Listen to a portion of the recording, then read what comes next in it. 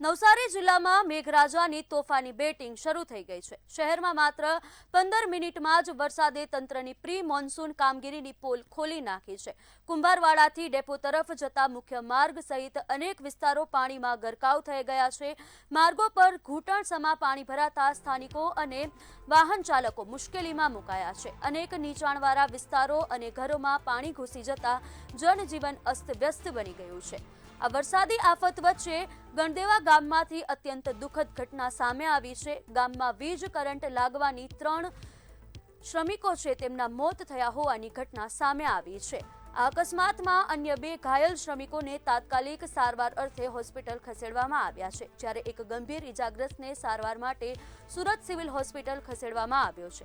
બનાવની જાણ થતાં જ પોલીસનો કાફલો છે તે ઘટના સ્થળે પહોંચી ગયો હતો અને તપાસ હાથ ધરી હતી।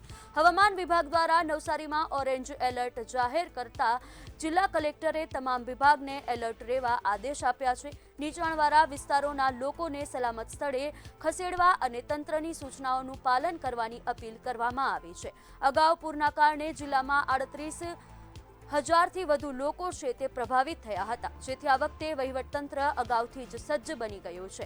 અત્યાર સુધીમાં પૂરગ્રસ્તને ₹6.77 કરોડ રૂપિયાની સહાય છે તે ચૂકવવામાં આવી છે। આ ઉપરાંત 30,000થી વધુ લોકોને ઘરવખરી નુકસાની પેટે ₹10 કરોડથી વધુની સહાય આપવામાં આવી છે। ખેતી, પશુપાલન અને મકાનોના નુકસાનનો સર્વે પણ યુદ્ધના ધોરણે પૂર્ણ કરી ટૂંક સમયમાં સહાય ચૂકવવામાં આવશે। તો નવસારીમાં જે વરસાદ છે તેને લઈને ઓરેન્જ એલર્ટ છે તે જાહેર કરવામાં આવ્યું છે, પરંતુ આજે 15 મિનિટ જે વરસાદ પડ્યો હતો તેમાં નવસારી જે તંત્ર છે તેની પોલ છે તે ખુલી ગઈ છે। માત્ર 15 મિનિટના વરસાદમાં ચારેકોર જળમગ્નની સ્થિતિ છે તે જોવા મળી હતી। વાહન ચાલકો છે તે મુશ્કેલીમાં મુકાયા હતા। ચોતરફ પાણી જ પાણી થયું હતું। અનેક વિસ્તારો છે તે પાણીમાં ગરકાવ થયા હતા। ત્યારે એક કરુણ ઘટના પણ બની હતી। વીજ કરંટ લાગતા 3 શ્રમિકોના મોત પણ નીપજ્યા હતા।